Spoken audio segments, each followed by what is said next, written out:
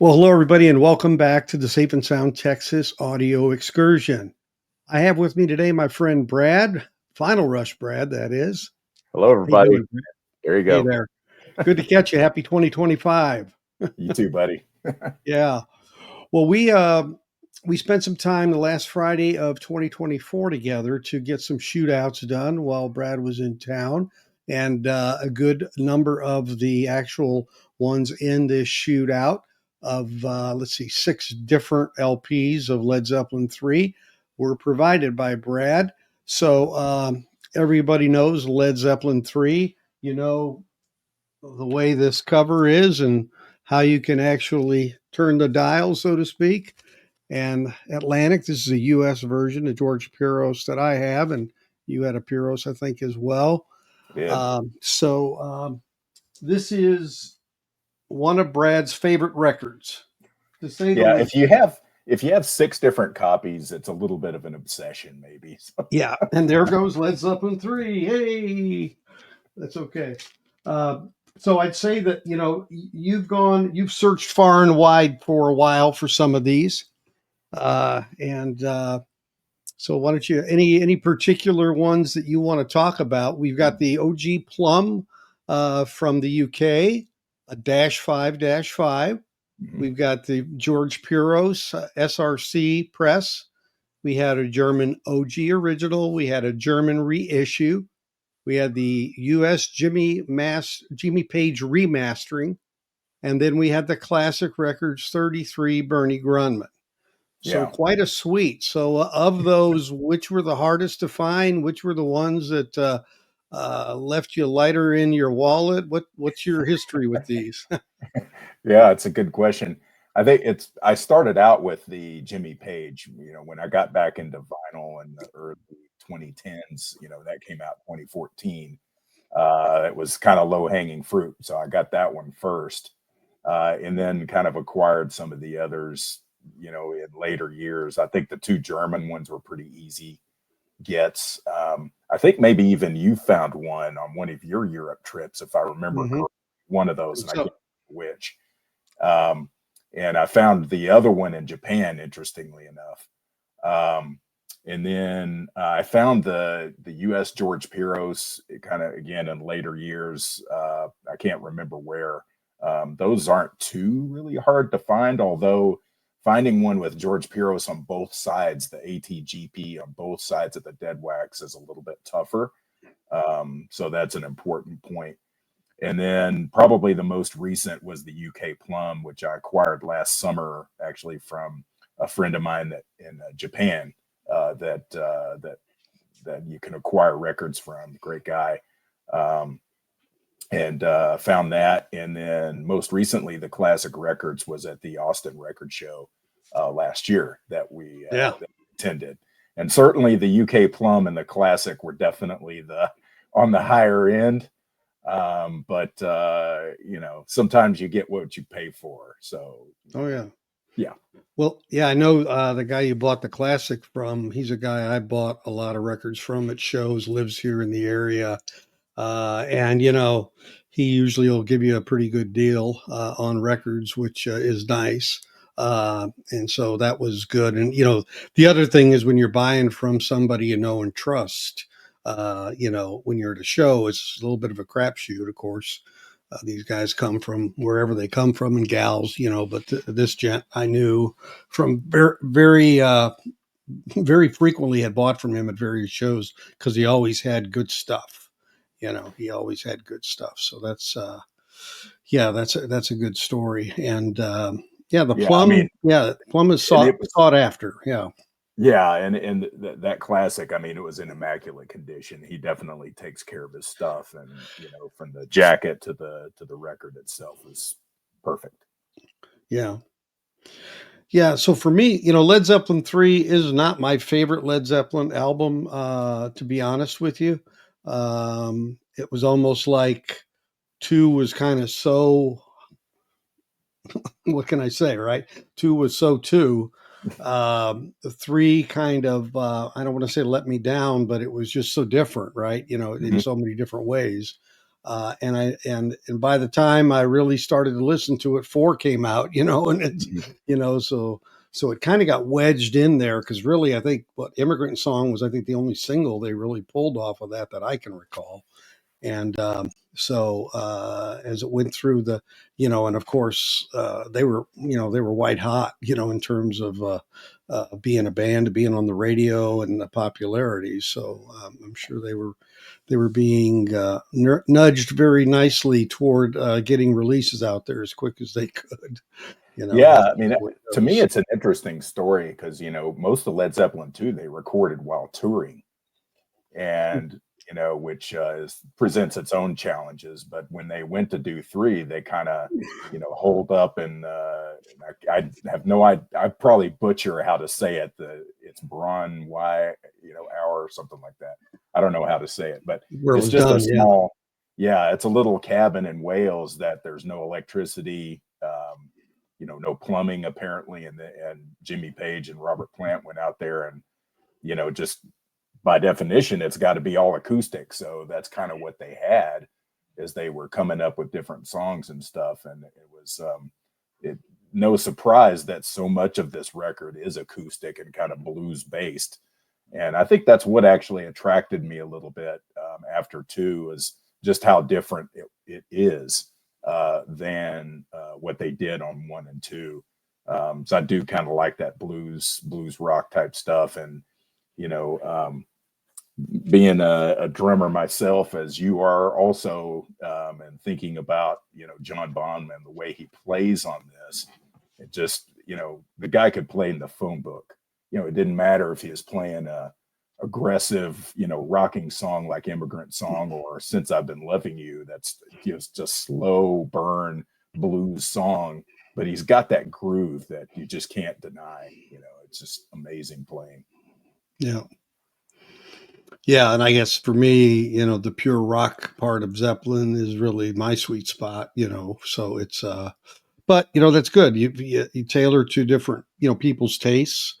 One was a little bluesier, I guess, in some ways too. So they had that nature, of course, turn on whatever they needed to turn on, and those roots are always there. So yeah, it is interesting how their catalog flowed, and the fact that they were able to be that diverse, I guess I would say, in their ability to deliver different kind of tunes.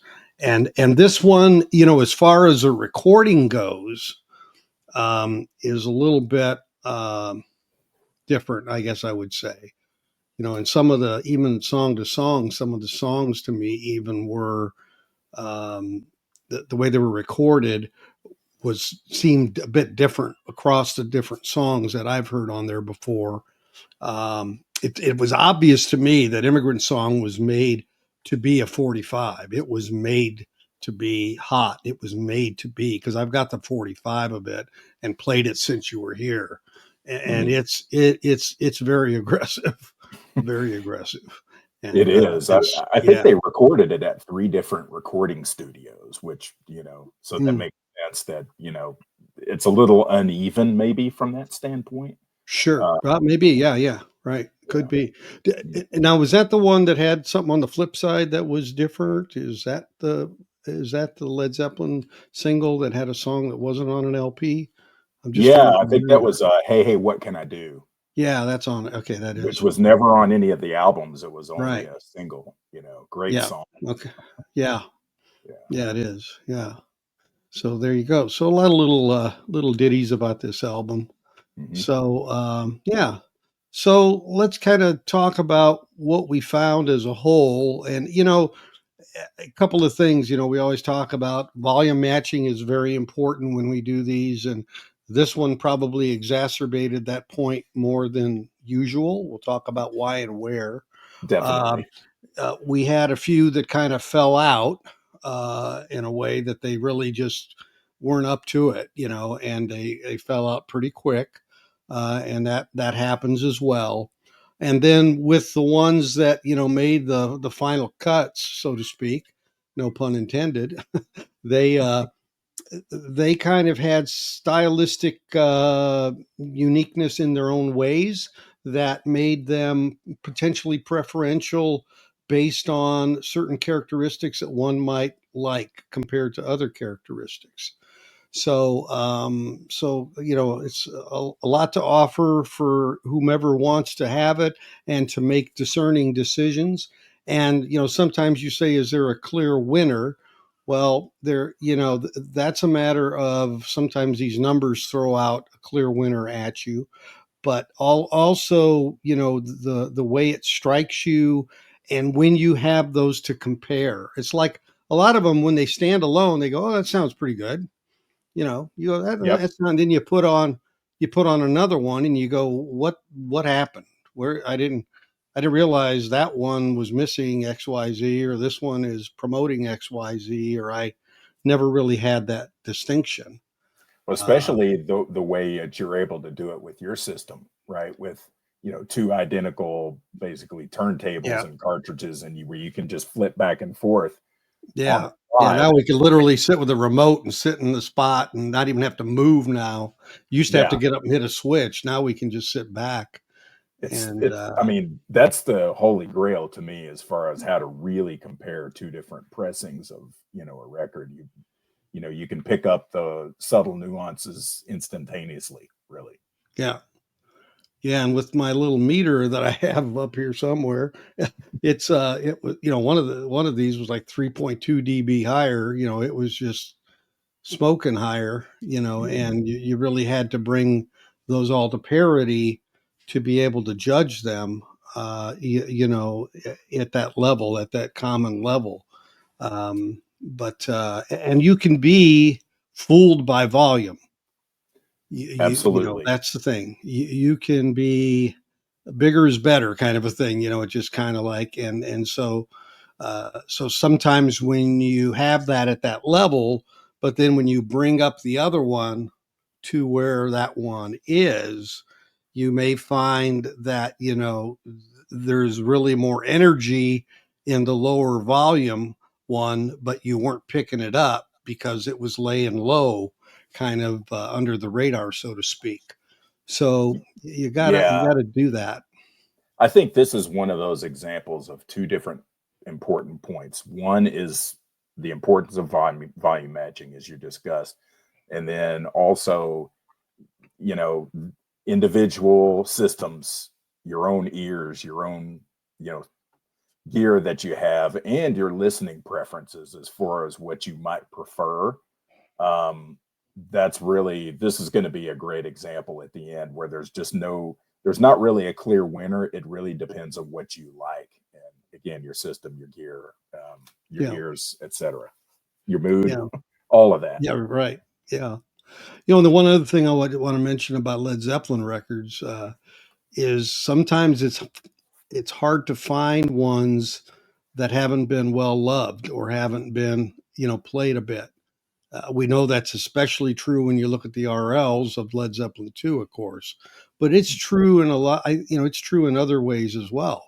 I mean, these records weren't sitting on a shelf. I mean, these were played, and so that's A lot. one of the other things. Yeah, one of the other things. Yeah, that you see, and the more you get originals, the more that's true, both Hmm. in time and in a reissue. People, they buy it and they listen to it for the gain in the sound that they hope to achieve. But it's usually they're well past being really into it, really, you know, ganging up on it, or used to play these things at parties and maybe have it go multiple three times over and over, just with an automatic turntable or something like that, and so it's just a different context, those ages of those older records and how they were used, maybe not abused, but used as well. Yeah, So I I think mean, it's four out of these six are right around either around 50 or over 50 years old. you're right. Exactly. Yeah, exactly. Because the German ones, the two Germans and the two OGs, the US, the UK are all, 70, 71. I think the Pyros was a 77 reissue. But the Jimmy Page Master was a 2014. Classic was 2000. Mhm. So So yeah, less time for those to get abused, so to speak. Yeah, So let's definitely go ahead if easier you're to ready. Yep. find, it's definitely easier to find clean classic records versions of, Led Zeppelin because, I mean, who bought those were audiophiles. They take care of records. So, you know, it's definitely easier to find that in minty condition. Well, yeah. Well, let's say when you find one, it's easier to find it being clean because it's Yeah, not that you find it a lot, but just to be true, clear that yeah, true, that because when they you tend to find it, hang yeah, on to them, right? So, they do hang on to them. The volume was a lot less. I mean, mhm, the manufacturing lots were a lot less true. as well. Yeah. So And that's the last all analog pressing of, I think, any uh, of the Led Zeppelin albums was the classic uh, records versions. yeah. And that's why everybody's always pining when they say, "Oh, somebody's going to drop a real Easter egg," and it's like Zeppelin, Zeppelin, Zeppelin. UHQR. Page still alive. Page still alive. Page still alive. Yeah, I yeah. think because I believe he believes the definitive ones he's already released. So Mhm. so I don't know if we'll see that when we'll Does see. indeed. Yeah. Well, let's see how it fared. Okay, well, let's go through the numbers. So always we start with quiet vinyl, and this is, surface noise is included in this, and some of that can be pressing related, some of it can be wear related. And then again at the end, I give you a rating with that figure in it and one without it to take it out of the mix relative to that aspect of it. So as it came upon the OG UK one, we gave that a 7. Had a little bit of noise there, especially in the quiet areas. There were a few things. Some of those were pops and ticks, but that's again sometimes condition. You may fare better with the version you have. So, but that Yeah. is it is what it is. And then the Pyros was an 8. Um, and Then we get into the German ones. They were a little better in that regard. They were better, a Mhm. little quieter, 8.5s. And then the Jimmy Page Master from the US being newer, of course, it was a 9, and as was Classic Records, obviously uh, made on really good vinyl, of course, as well. And as you said, these are well cared for. Mhm. So those were kind of where we fell related to that aspect. Now let's get into the meat and potatoes, as I call it, the getting into the ranges of sound. And so the bottom end on these, the plum was very strong at a 9, real solid, real well defined. It had a presence when it was there, and it wasn't sloppy in any way whatsoever. It was well tuned, I think. Any comments on that one from you, Brad? Yeah, I think it's important to note what we kind of tested on was "Immigrant Song" on side one, and then that opens side one, and then "Gallows Pole" that opens side two. And I think one of the things I listen for, especially on "Immigrant Song," is the kick drum because it's a pretty, he obviously they didn't have double bass pedals back in that day when Bond was playing this stuff, but that the the riff that he plays is a kind of a dun, dun, dun, dun, dun, dun, dun, dun, dun, dun, dun, along with the Yep. time of the song. And what I listen for is how distinct is that da, da, da, da, da, da, da, da, da, da, da, where you Yep. can really hear the beater The head hit. hit that drum The head, hit. and how The hit. distinct is it? Hmm. And that's one that I felt like the UK plum and the classic really that's where those shined in terms of Yeah. that detail. Yeah. Great point. Yeah, that is really where you really can separate the men from the boys on these things because the strike is pronounced and fast. And so if you get the decay issue there is the one lays on the other too much, and then it sounds fat, sounds sloppy. Yeah, You yeah, don't it, you it don't can be get, muddy. that. Yeah, you don't get that distinction. So Yeah, yeah. the The other Puro. area I listen for is the on the so as far as bass guitar is on Gallows Pole.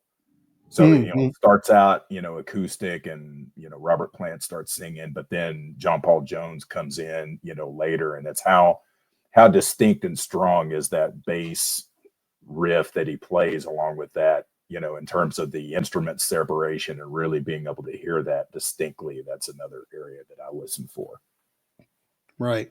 Yeah, and that song it comes in a little slower and quieter. So distinction, because immigrant songs just, I mean, it right out of the box. It's like in your face, you Yep. know. And so, but yeah, you're right. That's where you can start to feel the soul of that bass coming in through that song and getting really to where um, that plucking and definition, get to be very clear and precise on there. Hmm. And so as you can see, all of them did fairly well on the whole thing. I mean, Piros was an 8.5. But the distinction was definitely there between those, and through the German one, it was even a little less precise on the Hmm. German one, and on the page, it was less precise to me. There's a lot of things about the page that I'll talk about as I get through this a bit, but Hmm. certainly, the nines were reserved for the classic and the UK original because they really laid it out there quite distinctly. So Agree. that was, that was very much in our face and making us aware of those areas of the sound. And then we jump into the mids, and again, the plum really was strong there. Really getting all of that mid area forward and uh, at you, really the kind of a push towards you, kind of a feeling.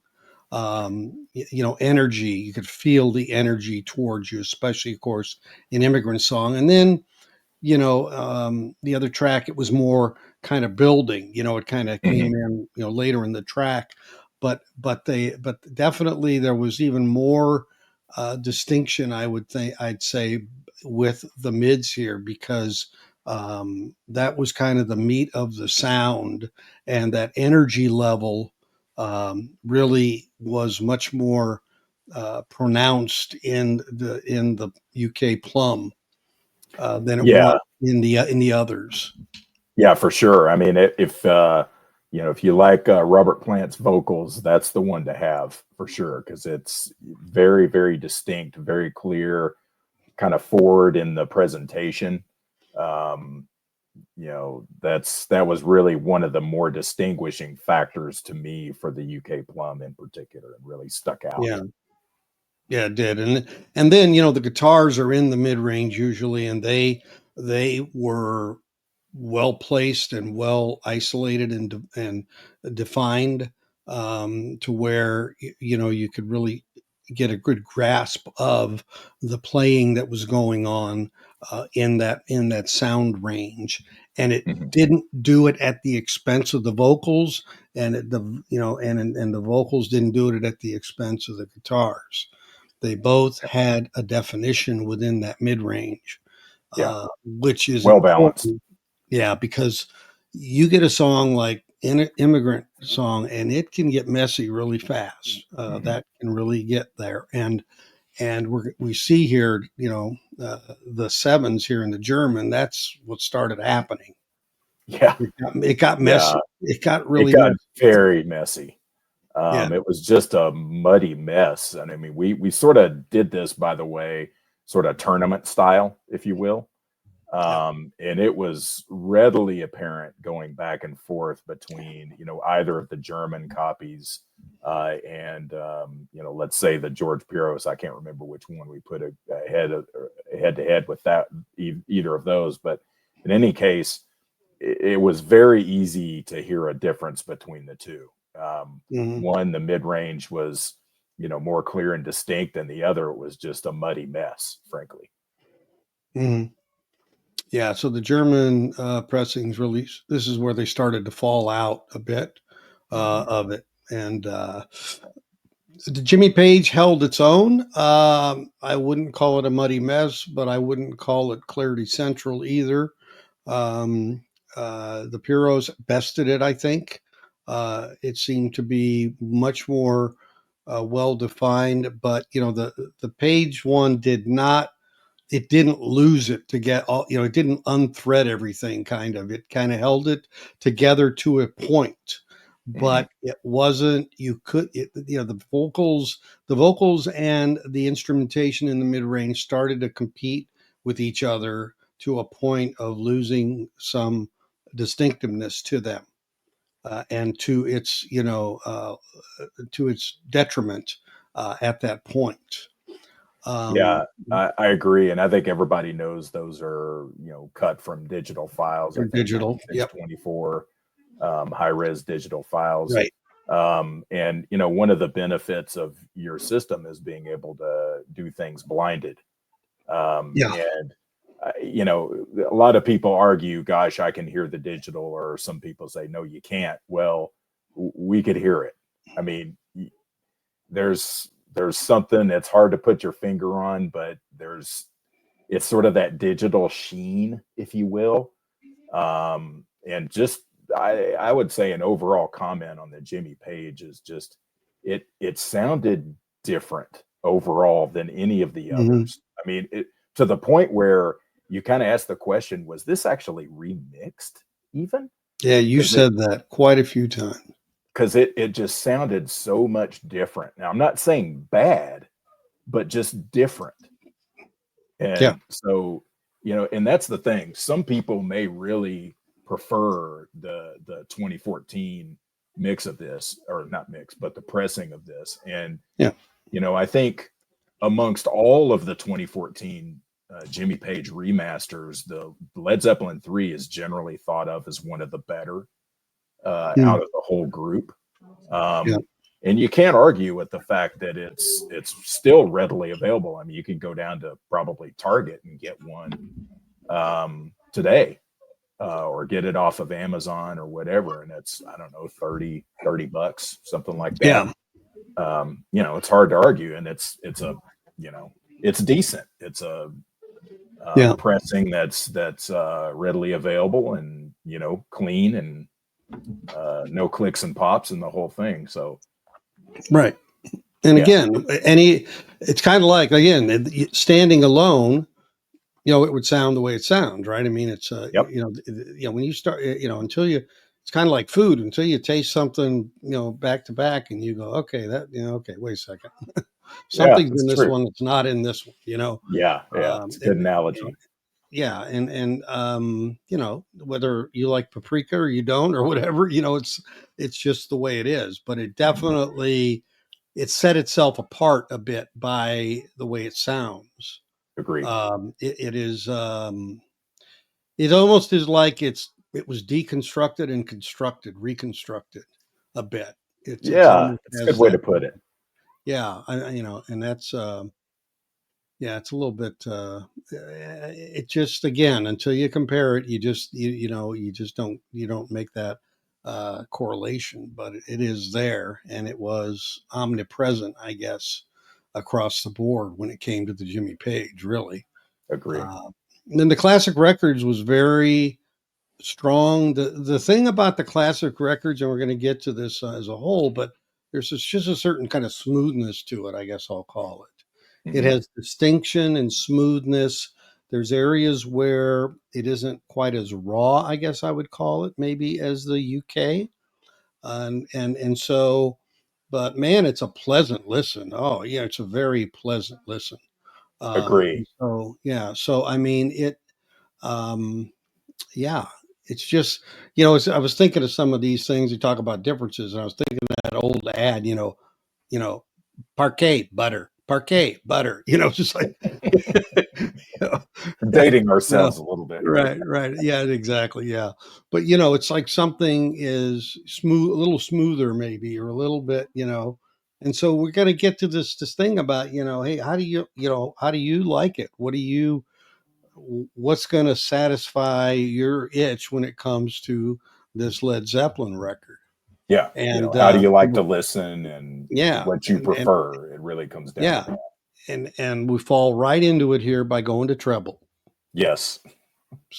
So here's a 10 on the UK OG. I Yeah. mean, the treble is just right where it needs to be, just on the edge of being almost too much, but it's not. It's well defined. But man, Immigrant Song just really razors through that thing, and Yeah. it just, yeah, it's a different experience. And I'll just jump to the comparison with classic on that one. Hmm. It takes just enough off the edge to still give you the sound, and it's there, but that you don't have any, you can crank it up because you need to crank up the classic to get to that balanced volume to match off of the 3.2 dB difference Hmm. between the UK plum and that one. If you ratchet up the original 3.2 dB up from itself, up more, it's over. It's too much. It's Yeah. too much. Yeah. The rest of them, you can see the numbers there. Puros was decent, but it was bigger gap than on the other aspects, right? Because the plum was just plum trebly. It was plum. Yeah, it was just had that, the cymbals and all of that stuff. It was just right on the hits with the cymbals off the drumstick and all, and it just really was right there. Yeah. And the German pressings got even worse. I mean, they were you were begging for it, Yeah. Like, what happened? Where did the highs go? It's like Yeah, you put a blanket over your tweeters or something. yeah. You It know. just it Yeah. you can see the numbers for the Germans. One kind of went downhill as you go. Uh, Terrible. Just yeah. terrible. So the Jimmy Page kind of it held its own. Okay, it was an 8. Eight's kind of the number there for that one. Hmm. Wasn't crisp. It was present, but it was again. It didn't. Some of it just didn't sound quite there. It just and I don't want to call it like a manufactured sound, but it just I don't know. It's like a puzzle where somebody cut some of it to make it fit. Yeah. It's kind of like here's how I kind of think of it. You've heard, again, us being drummers, we listen to drums a lot, and especially in live form Yeah, venues and whatnot. And you've heard, real metal cymbals versus an electronic drum kit with a, yeah, pad that you hit it, and yes, it emulates a, yeah. metal cymbal sound, but it's not the same. No. And that to me is kind of what we'd be talking about here. It's almost Hmm. like you get it sounds like a cymbal, but it doesn't sound like a real cymbal. Yeah, it's like you get the return of the sound, but you don't get the impact of the percussion. What does percussion mean, right? Right. Uh, Right. and that's that wholeness that you're missing out of it. Yeah. And again, this was blinded. We Yeah, didn't know which one yeah, was which. So, but you could yeah, hear it. You could hear the distinction. yeah. And then the classic was very strong. Wasn't as bright, but it was very appealing. Still was very appealing. Yes. So, I'd say that, there's just a certain aggressiveness that the UK original has, that Plum version just has, and that's its standing. So you can see where it is in that range. Let's look at a little bit at imaging. Hmm. Um, so we have nines for both the Plum and the Puros. They definitely had good definition in those areas and made themselves present in terms of the way that it came at you in image. Because I guess I would say, because of some of the aggressiveness, um, you can be a little overwhelmed by it to where the imaging isn't quite as, you got to listen for it more. You got to really think about it more. Hmm. I'd say, is kind of where I was with those. The German ones, well, they need to improve their image, obviously. So Across the board. yeah, the Jimmy Page remaster is, again, it's innate. It had definition. It was a little soupy, I guess I'll Hmm. call it. Hmm. But it wasn't awful, but it just was a bit of a lesser imaging presentation. But here's where the classic shone, because of that little bit softer presentation. It opened things up on these ends of the spectrum.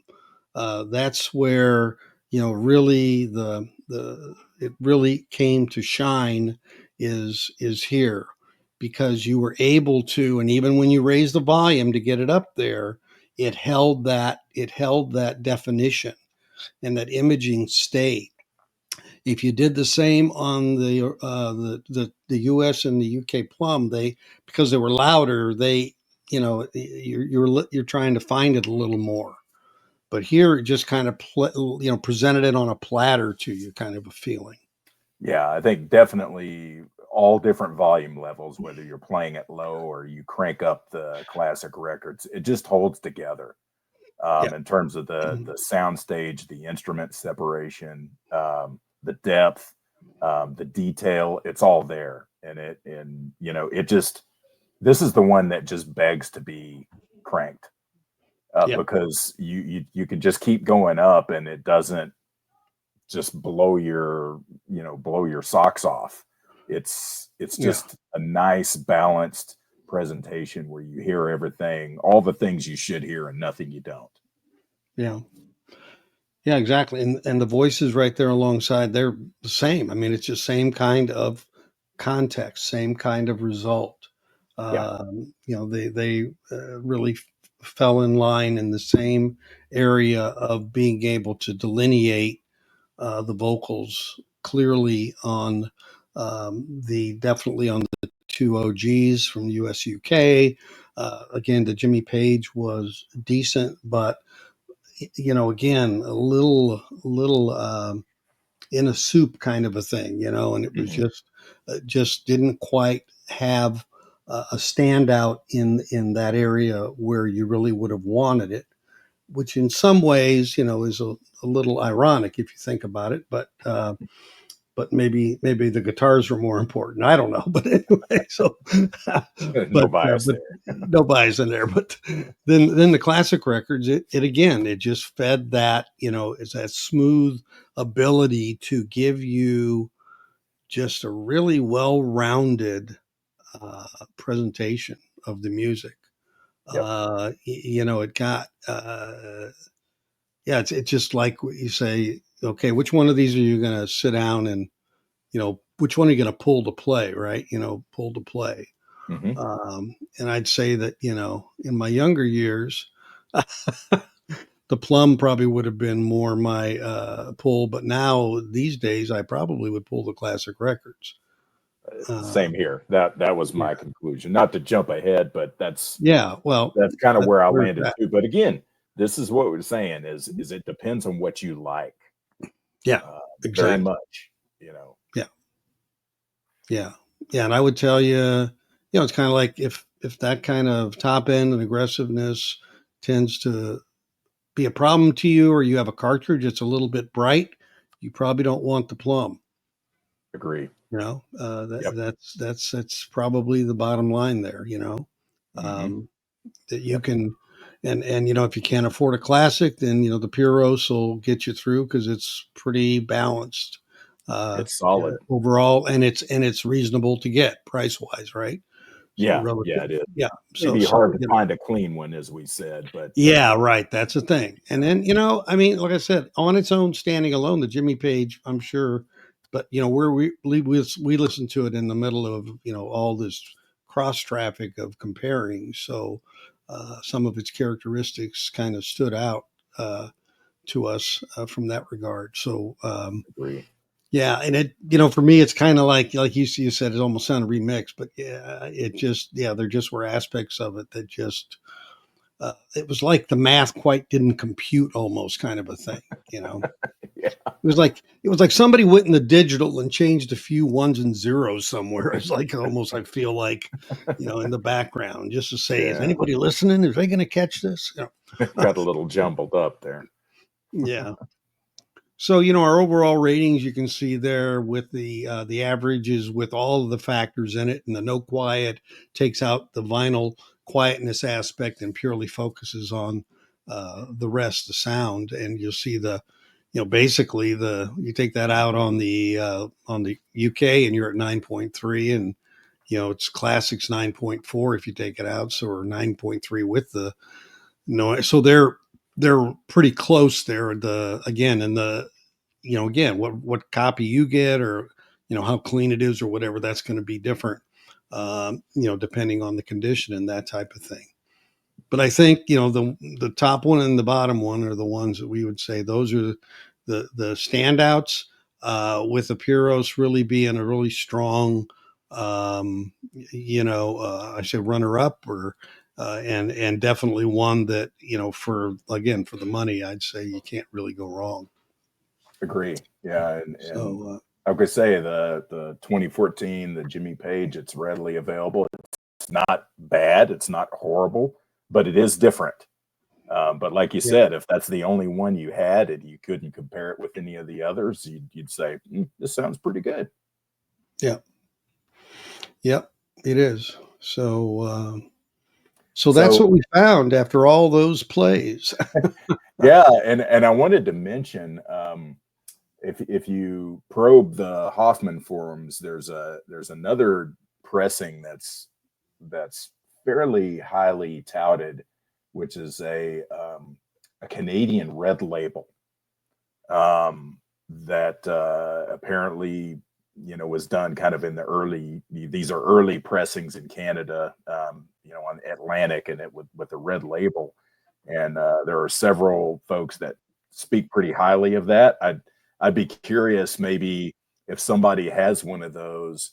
I'd be really curious to see comments on that and kind of what you think, if you've done your own comparison with maybe some of these, and kind of what your thoughts would be. I'd be very curious to see that. Yeah, and then taking it one notch further, if somebody has one and wants to loan it, we can always shoot it out against the two prevailing ones here, and see where it stands. So we're up for that too. I'll put my email address up here for you if you want to make contact with me about that, especially if you have it in the U.S., because I know shipping and with Canada's a bit pricey these days. But yeah, that would be interesting for sure. Yeah, and it Right. also give us a chance to compare, kind of like you did on the Boston Shootout, with maybe a digital, like the original CD Yeah. Right. version Right. of Led Right. Zeppelin III, or even could even go so far as comparing, let's say, Immigrant Song off of Mothership. the Mothership Yeah, we got box, that. or um, the sort of the crop circle box CD box set, um, that was done, Oh, I that's think, on in my want list. Yeah, I don't have that one. yeah, I have that, so Okay. that would be something that we could integrate too. 'Cause I think it's interesting. Somewhat might call it heresy to compare vinyl and CD or digital versions, but I think it's um, interesting to do. Of course, you have to big time volume match, because Yeah. uh, Yeah, for sure. 'cause, Yeah, you know, that's what I had to do on Boston. Yeah. So, but yeah, yeah, no, but I intend to try to do that more. I don't honestly know if I have the original Led Zeppelin. I just can't remember. And mine are kind of put up a little bit, where the mm, Boston one I had out. But yeah, so yeah, uh, never a problem to take another bite at the apple, just like on the Boston. I want to try to see if I can get hold of a MoFi of it and see where it fares as well. So the fat lady hasn't sung on this one yet. no, pretty much open to anything. So Yeah, it's just all about having fun and enjoying doing these comparisons. it's always interesting, and you just never know what's going to happen. I think that's one of the exciting things about it. Sometimes you have preconceived notions and thinking this one's going to be better than that one, but I think that's why the blinding is such an important piece, because you can't help but want that one that you spent a boatload of money on to be the best, and sometimes it's not. So Yeah. Well, that happens. Things it happen. happens. It's yeah. But playing in isolation, like I said, a lot of things that until you don't know any different. That's that's the way it goes. But hopefully, this helps people make informed decisions, and that's what it's really all about. So, well, Yep. everybody, thank you, Brad, so much for taking the time to do the shootout in this video as well. This is kind of your album to me. I know I had it on my want list for looking for you for versions, so I'm glad we got to where you're stable on it now, and we can we can look forward to other shootouts, which we did do 5 of them. So we have Hmm. a couple of Heart albums coming. We got Little Queen and Dreamboat Annie coming. We have a Pink Floyd Wish You Were Here, and we are adding some to that list. So when I noted in my Boston video that we were doing that one, I was notified by our friend Trey in Houston about some versions that we didn't have because we had like 7 to shoot out, and It's a lot of he those. had he had more, and he had another Goodbye Yellow Brick Road that we didn't have in the Hmm. mix. So I'm glad that I mentioned those upcoming videos in my first one, so that we're going to get a little more meat and potatoes on that one. That's going to be a big chart for Pink Floyd. Yes, yes, yes, it is. And I can tell you, there's some very interesting findings for some of those. Not Yeah. what you would think. So, Yep. Yep. yep, Exactly. Exactly. very fun. So great. Well, thanks, Brad. I appreciate you taking the time again. And everybody out there, thanks for watching today. If you're not a subscriber, please consider doing so and clicking on the all option so that you get notifications, and likes are appreciated as are comments. And so until we catch you next time on the Safe and Sound Texas Audio Excursion, take care, everybody. Bye bye. Bye, everybody. Thank you, David. Yep. Thank you.